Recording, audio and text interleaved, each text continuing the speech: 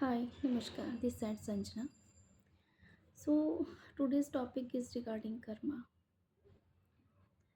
There's a three type of karma. First is creative karma, second is blaming karma, and third is collective karma, जिसको हम English में प्रारब्ध के कर्म, आरोपित कर्म और अर्जित कर्म भी कहते हैं। तो सबसे पहले मैं बात करूँगी जो अर्जित कर्म होते हैं उनके बारे में। जैसे कि आप सभी को पता है कि हम अपनी ज़िंदगी में बहुत से गलत काम भी करते हैं, बहुत से रिवॉर्डिंग काम भी करते हैं जिनके लिए हमें एप्रिसिएशन भी मिलता है। कुछ काम हम ऐसे करते हैं जिसके लिए हमें बहुत ज़्यादा इंसल्ट भी मिलती है।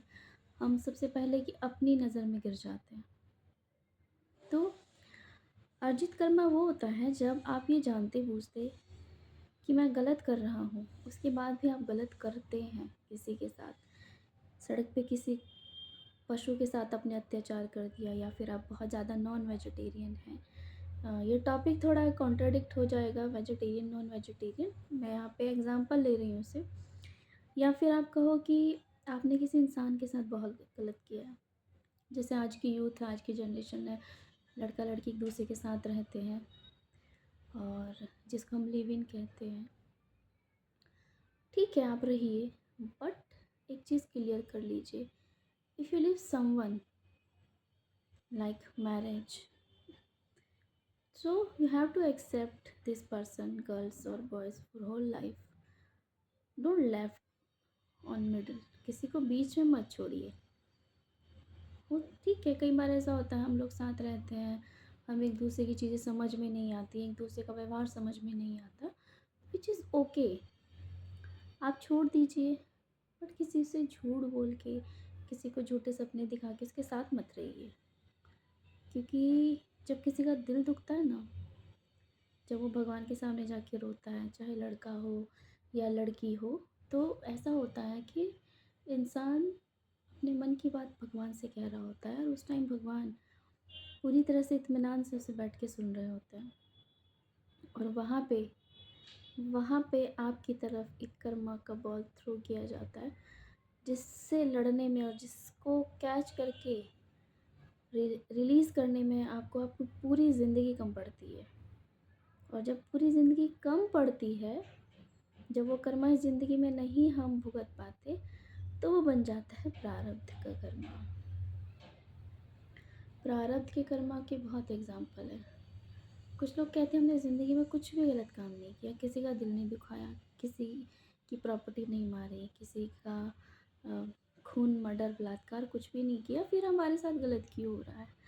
Just like I am also saying that why me, why I'm facing this so much trouble in my year last 30 years. I'm right now 31-year old. So just see your chart. If you're trust on astrology, I'll trust properly in astrology.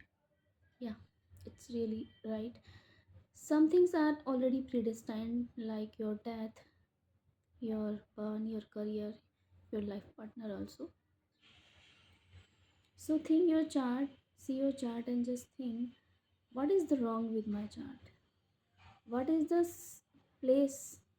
What is the place of the planet? What is the effect of our main planet like Rahu, Ketu, Mangal, Venus, Mars and also Mercury?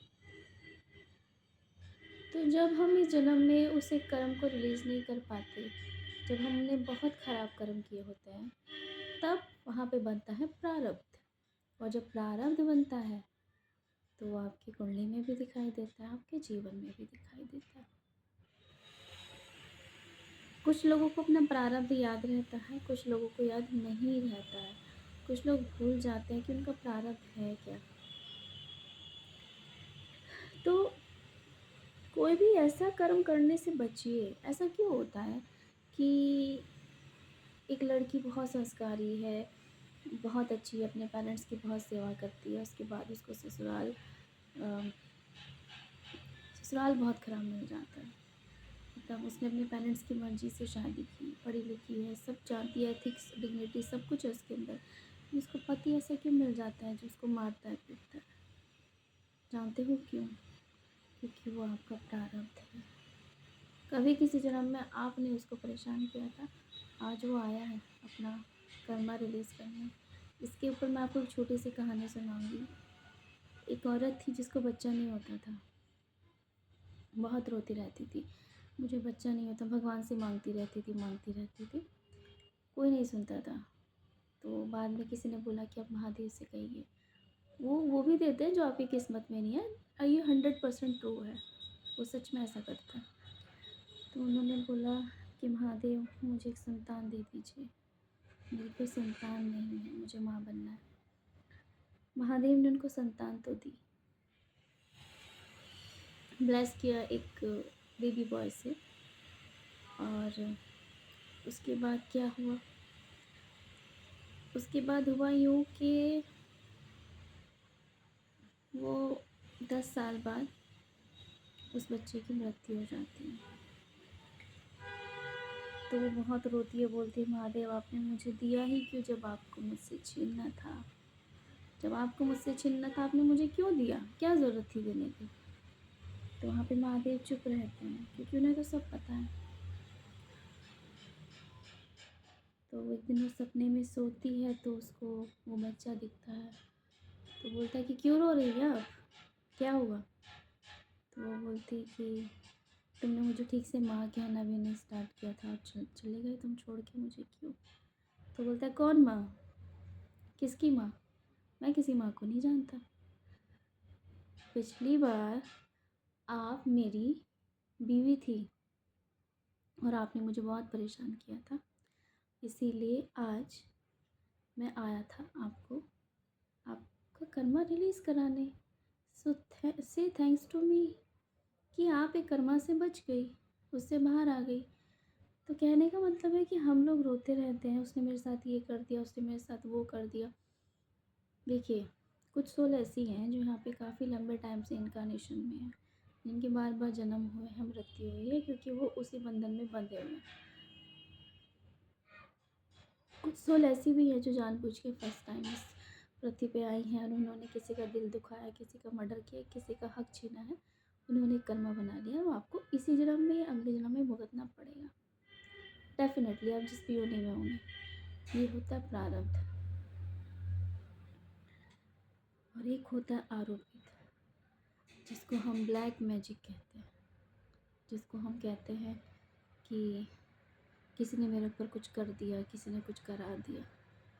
तो yes, ये सच है, बिल्कुल ऐसा होता है कि अब मैं अपना ही लूँ तो मेरे ऊपर मेरे अपनों ने बहुत बहुत मेजर ब्लैक स्पेल्स, कर्स आइज़, बहुत कुछ किया।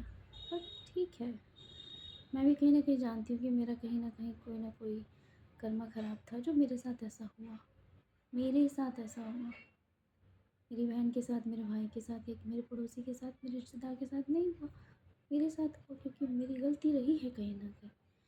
तो कहने का मतलब है, कोई भी ऐसा कर्म मत करिए जिसमें आपको लगता है कि कोई देख नहीं रहा है, क्योंकि वो सब कुछ देख रहा होता है, समझे? ना ही आपको कोई गलत कार्य करना है, ना ही किसी का हक छीनना है, और ना ही किसी के लिए गलत बोलना है। ठीक है, गुस्से में इंसान बोलता है, माफ़ी भी मांग लीजिए, मन मन में माफ़ी मांग लीजिए कि हमें ऐसा नहीं सोचना चाहिए था, ऐसा नहीं कहना चाहिए था।